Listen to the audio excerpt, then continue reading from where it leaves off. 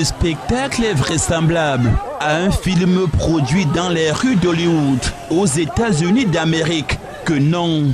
Des malfrats qui s'échappent en toute quiétude devant le regard impuissant des riverains. Ce après avoir vidé les caisses de cette entreprise spécialisée dans la commercialisation des produits pharmaceutiques.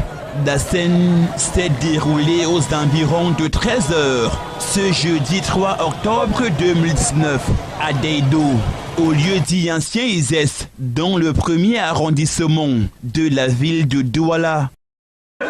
J'étais en poste là-bas, donc on me dit que le boss est où? J'ai dit que le boss n'est pas là, il a voyagé.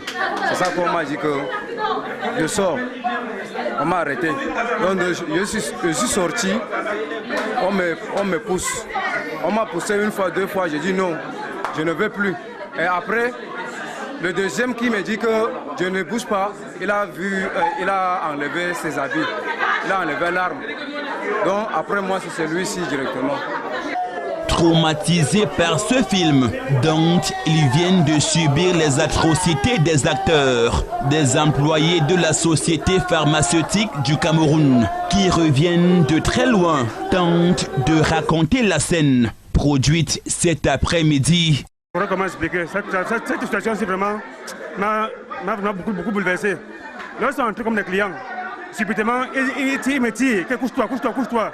C'est là où je me couche. Il me ligote les mains. Par derrière. Et en ce moment, il me ligote les mains, j'avais au porte-monnaie tombé. Même mon téléphone est tombé. Après un certain moment donné, quand on est couché ici, on va comprendre que, étant ici là, ça va leur causer problème. Quand on est là-bas au fond, on s'est entassé là-bas au fond, ils sont attachés tous. Après ça, maintenant, quelques minutes après, on m'a dit que ça a cuit. Directement, il est sorti. C'est là où les coups de poing ont entendu. Et puis, comment on sort, on voit dans la population comme ça. Donc, un des bandits, que ça a cuit. Quand il prononce le mot ça a cuit comme ça, tous maintenant commencent à descendre. Il appelle nos amis que non, descendez, ça a cuit. Tous maintenant sortent. Oui, c'est là où on a tous sortent. Et puis, nous aussi, ceux qui n'ont pas encore réussi à attacher, on se lève maintenant, on détache maintenant ceux qui étaient attachés. Dégoûtés, puis enfermés dans l'une des pièces de cette entreprise, des braqueurs ont eu le temps matériel de s'emparer des téléphones portables du personnel et de se servir dans le coffre-fort avant de fondre dans la nature, sans être inquiétés par les éléments du commissariat du 9e arrondissement, pourtant arrivés à temps sur les lieux au moment où ces malfrats étaient en pleine opération. Je suis allé à la CCA pour faire un retrait puisque j'ai eu une commande de 300 000 et de 1000. Je suis allé ça pour faire un retrait, donc je devais compléter l'argent qui est sur moi en espèces. J'avais fait 300 et de 1000. À peine entré, ils m'ont pris. À peine j'arrivais, ils m'ont pris. L'un de m'a pris à l'entrée, il m'a conduit à l'intérieur, il m'a couché au sol avec son arme. Et il m'a fouillé tout l'argent que j'avais dans ma poche arrière. 300 000. Il a pris. Et mon petit téléphone, j'avais un téléphone. J'avais deux téléphones, un téléphone Android et un petit téléphone.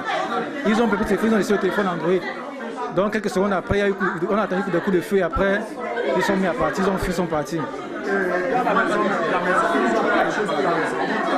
Non, parce que ça, moi, personnellement, c'est qu'ils m'ont pris 300 000, donc je ne sais pas ce qu'ils ont pris aux autres. Mais il y a les collègues qui se plaignent, ils ont perdu aussi d'argent et le téléphone. Ils ont pris l'argent dans mon porte-monnaie, 178 000. 178 000 francs dans mon porte-monnaie, ils sont partis avec. Ils ont pris également à la caisse, c'était la caissière, ils ont pris de l'argent. Bon, je ne peux pas estimer le montant. Un seul pourrait faire ses comptes et estimer son montant. Oui. Ils m'ont poussé à la caisse, ils m'ont demandé l'argent. Je les ai donné ce que j'ai. Ils ont dit que c'est tout ça ici. J'ai dit que c'est tout ce que j'ai. Ils ont demandé, je les ai montré les reçus de versement que j'ai fait le matin. Avant qu'ils m'ont laissé, ils m'ont demandé où celui qui garde encore l'argent. J'ai dit que c'est moi celui qui garde. Ils ont pris les reçus de versement, ils ont vérifié, ils sont partis. Et ce sont des tirs de sommation exécutés en l'air par ceux des braqueurs qui jouaient la sentinelle à l'extérieur, qui ont attiré l'attention de certains riverains. Mais hélas, trop tard pour rattraper ces malfrats qui ont pris la poudre d'escampette à bord des mototaxis.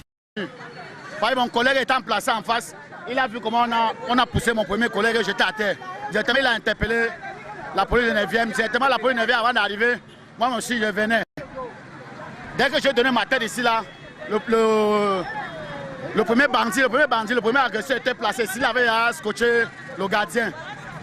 Directement, quand il a vu ma tête sortie ici, là, il y a le policier de qui a traversé. Parce qu'on ne connaissait pas quelle était la position. Il est venu vers derrière la voiture, je suis sorti avec lui. Directement, le premier est sorti avec l'arme. Il a tendu l'arme.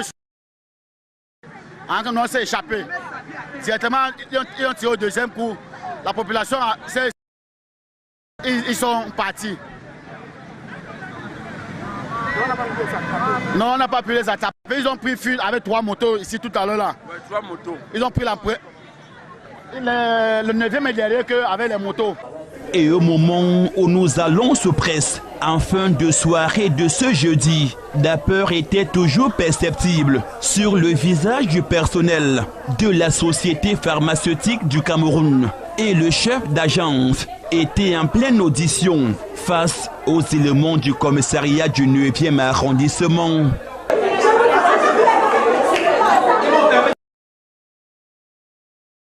Un mort par balle, un blessé grave et un présumé voleur en fuite. C'est le triste tableau noir affichant la fin d'un braquage dans un hôtel au quartier Bonamoussadi à Douala ce mardi matin. Nous avons reçu un renseignement précis qui faisait état de ce que ce groupe viendrait braquer cet hôtel. Et nous avons investi les lieux avant eux. Au moment où ils sont arrivés, ils sont immédiatement passés à l'action. Et c'est sur ces entrefaits que les éléments du bureau de lutte contre la grande criminalité sont intervenus et ont neutralisé effectivement le premier braqueur qui s'apprêtait à faire usage de son arme. 30 millions de francs CFA. C'est la somme pourchassée par ces 3 présumés voleurs armés d'un couteau, d'un pistolet et de 2 motos. Course-poursuite. Il était assis à la réception, le monsieur qui est couché au sol en jaune, il est venu arriver là, il m'a demandé le prix des chambres, bref la sieste.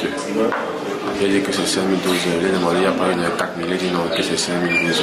Il est parti, il n'a pas fait 30 secondes, il est parti.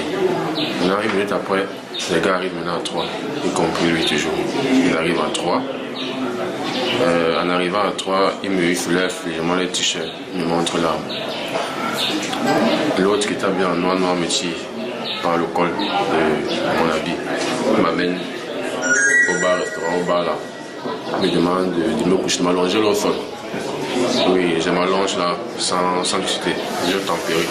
Mais là, m'allongeant, je veux un peu les regarder. Il me demande que je ne les regarde pas. Je dis ok. Directement, il sort l'arme, j'ai guetté un peu, il sort son arme, il regarde si c'est chargé. C'est Saba. Saba qui m'amène ici. Saba, notre grand camp Yabassé. Il m'a dit qu'il va m'aider, qu'il vient ici à la réception et demande le prix de la chambre d'hôtel. Il a dit qu'il y a 31 millions ici. Fin de l'histoire. Car, rattrapés par la gendarmerie nationale, ces délinquants sont rapidement identifiés. Le blessé par balle, Mohamedou, est âgé de 20 ans. Son acolyte, abattu par un coup de feu, est un repris de justice, tout comme le 3e en fuite qui sera très bientôt interpellé par les éléments de la gendarmerie nationale.